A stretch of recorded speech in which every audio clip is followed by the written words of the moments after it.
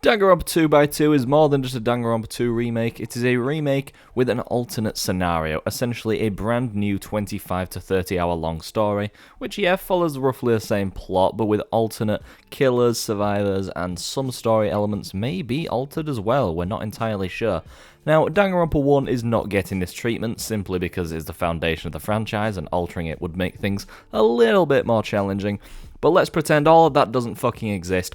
What would Danganronpa 1 look like with an alternate scenario? I'm going to talk about what I'd like to see, what many of you probably would like to see, and other things that no one wants to see apart from me because I'm fucking weird and no one likes my opinions. Please keep in mind this is all my opinion. Please get involved in the comments down below to let me know yours. You guys know I get involved in the comments always down there. Even if it's just a heart on your comment, I will always get involved.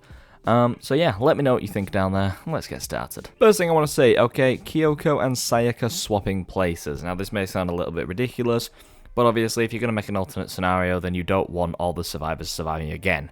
Ideally, you don't want any of them surviving again, but we will see what happens. I'm not going to go over everything, but I will give you a rough idea of who I will and won't want to survive.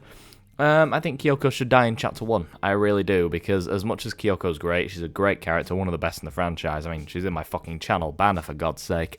I do think that Kyoko dying early would do wonders for this new scenario, because Kyoko figures out basically everything and makes the rest of the cast look incompetent, okay? I think it would make things much more interesting if the cast actually do have to figure things out for themselves, okay? It may change how the plot progresses, it may, you know, change the pacing of the plot and everything like that, but it could make things more interesting, and also having Sayaka there would alter Makoto's development in interesting ways. And, you know, overall, I just think it would be an intriguing way to tackle things alternatively. Next, okay, this is a very personal gripe, but I'm sure many people can agree. Mukuro needs to survive, or at least live a while, okay? Mukuro does almost fucking nothing in the main scenario, okay? I'm saying main scenario like this alternate one exists, but the point is, Mukuro dies so early on that, you know, there's any chance of me giving a shit about her as a person is completely annihilated because she's gone within the first 2 hours of the game and says like 5 lines. You know what I mean? It is a complete waste of time. Mukuro needs to live, okay? She can still continue posing as Junko, but I'd like to see maybe that imitation kind of wear off over time and she gets worse at it, but continues to live on at least for a little bit longer so that we do actually get to see more of her, because I feel like that would also allow us to appreciate Junko more if we can kind of get tidbits of Junko as a character from Mukuro and also tidbits of their relationship from Mukuro, which would in turn make things more interesting overall.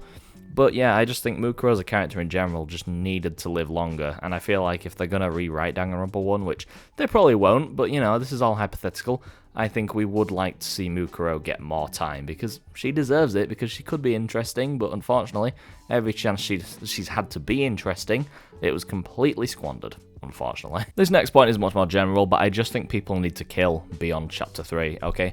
Chapter 3 is the halfway point of Danganronpa 1, and not a single person is killed beyond that point. Sakura kills herself in Chapter 4, no one dies in Chapter 5, and Junko kills herself in Chapter 6. By the halfway point of the game, the 12-hour, 13-hour point, nobody dies.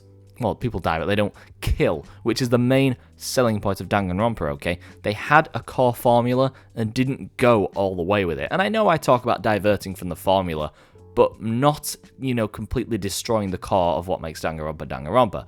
And I think if they're going to rewrite Danganronpa in a new scenario, then having people actually murder beyond the halfway fucking point of the game would make things much more interesting. This next thing, okay, I'm just kind of throwing shit at the wall here with this point, to be honest with you, but I would love to see Celeste potentially taking on the role of Byakuya, or the Kokichi of the game, becoming a rival, okay?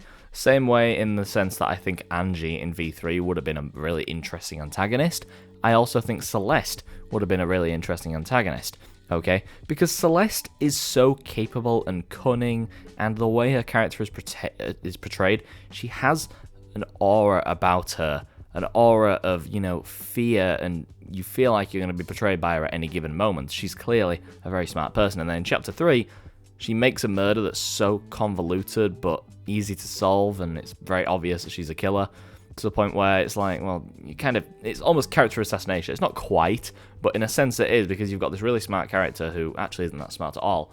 But I honestly think that, you know, with this new scenario, if Celeste were to survive, which I think she should really, or at least make it far, give her an interesting arc. Give her an interesting arc as a character, as a villain. I think that would be really interesting, and I'd love to see them tackle that.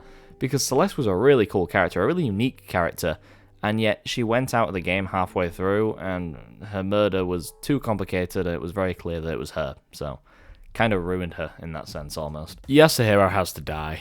Okay, I love Hiro, but he has to go in, like, Chapter 1. Okay, I'm being honest with you, he has to go, because as much as he's a cool character and he's funny, I feel like it makes all the sense in the world just to kill. I mean, he dies in the demo, okay? He dies in the demo for Danganronpa 1 and V3, for God's sake. Can we not just kill him off for real this time? Like, maybe even have the cause of death be the exact same thing as the demo. I think that would be quite funny and, you know, follow the meta tradition of the franchise. I also think Chihiro should survive, because Chihiro being able to directly engage with Alter Ego and directly assist the cast in that way would make things much more interesting, because we'd likely find out more information than we would have done otherwise.